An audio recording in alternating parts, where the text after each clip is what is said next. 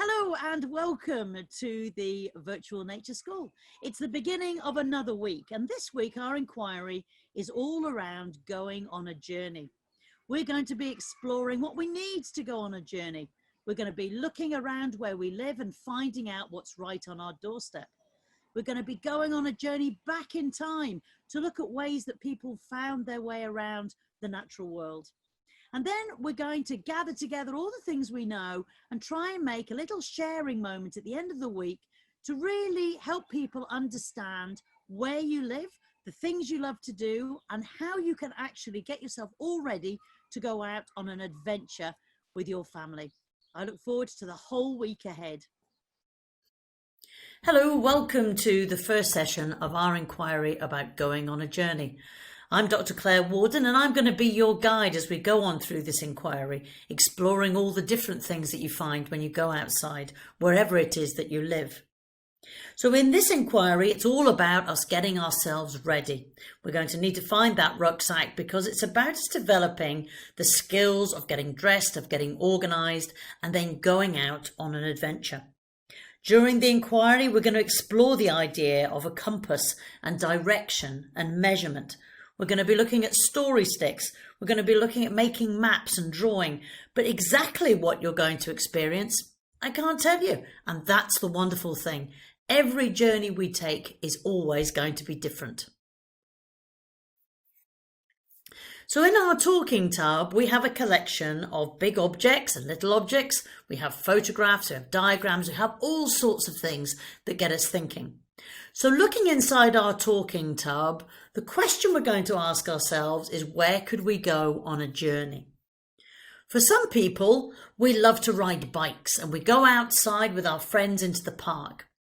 But this journey is going to be quite a slow journey. So if you decide to take your scooter or your bike, I would ask you to maybe put that aside for a little bit of the time so you can slow down and really look at the things that are around you. So what's good about being outside on a journey? Well, it's brilliant for our brain because it helps us see an awful lot of things. It's super for our hearts and our bodies because they need to be physical. Our lungs need to work. It's really lovely to be with friends and family when you're outside because you can have games and do things together out there that you just can't do when you're sitting inside a house. When we're outside, we just feel calmer. It's a gentler space. It's a space that helps us to relax. So we've got all sorts of reasons for being on this journey. Let's have a look at some of the examples of where other people go on journeys. Well, for some of our friends, we live in a city. So our journey is going to be leaving our house or our flat and then walking along a pavement with our ball maybe to get to a park. But don't forget all the things along that pavement that are so exciting, like dancing in the shadows or trying not to walk on the cracks in the pavement. So there's lots of things that the natural world gives us that are little surprises every time we step outside the door. For some of us, we start very young, and so starting to walk is a wonderful thing, and so we take little journeys. Our journey might take us several hours, but we might not go that far on our walk because when we're young, we just love looking at little tiny things like blades of grass or a pebble on the ground. For some of us, we live near the beach, and that means we can go for long walks and play in the water. We can collect rocks, we can make shadows, but all of that is done on a seaside environment. Some of us live in the prairies or by the fields, and that means that we are surrounded often by tall grasses, and they in themselves can be amazing places to explore. Sometimes you have a little friend, and the friend decides to pick up a big stick. Now we're going to be making journey sticks, and a journey stick isn't like this one all covered in mud. What you do to make a journey stick is to take some wool with you, and as you find little objects that are on the ground, you wrap that wool around your stick and trap those little objects. And that means that when you get back home, you can retell the story of your journey by going through the different objects and where you found them. Along the way, it's always important not to rush because there's all sorts of games we can play. We can sing songs, we can tell stories. This is one that we like to play called pairs, and that means you have to find two things that look the same. So 2 leaves, 2 fir cones, or if you look very carefully, sometimes you can see little pebbles that have a similar style. So this one has 2 pebbles with a straight white line on them. You might decide to do a colour wheel. So rather than picking the flowers like we've done here in a previous inquiry, you might just try to find one that you can photograph. And by photographing, you can actually leave the plant and the flower for the birds and the bees. You might decide that for you love being outside because it's a physical space. So you might try to see how you can balancing on logs, balancing on stones, balancing on a line on the ground. You might like the idea of hide and seek or I spy.